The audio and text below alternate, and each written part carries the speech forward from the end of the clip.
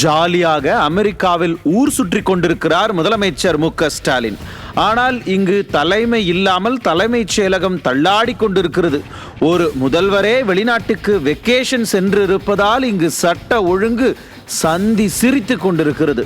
ஆனால் இதை பற்றியெல்லாம் எனக்கு கவலை இல்லையே. எனக்கு அமெரிக்காவில் போய் சைக்கிள் ஓட்டணும், முக்கிய ஸ்பாட்டுக்கெல்லாம் போய் போட்டோ எடுத்து சோசியல் மீடியாவில் போஸ்ட் போடணும்.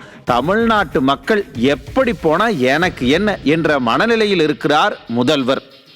ஆனால் இங்கு முதல்வர் பார்க்க வேண்டிய வேலைகளை யார் பார்ப்பது?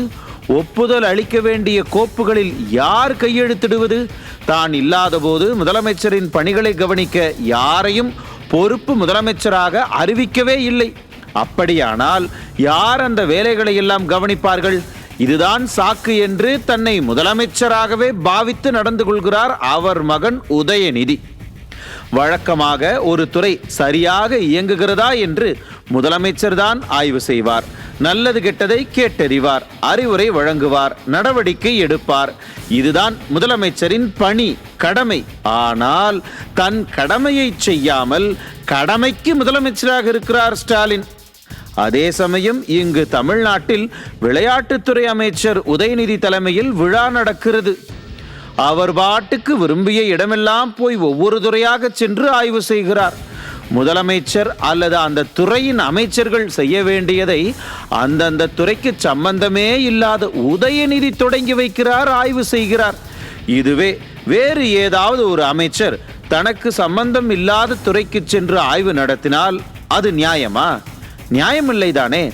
பிறகெப்படி இவர் மட்டும் எல்லா துறையிலும் ஆய்வு செய்கிறார்? முதல்வருக்கு மகனாக பிறந்த ஒரே தகுதியை வைத்துக்கொண்டு இப்படியில்லாமா அறம் மீறி செயல்படுவது?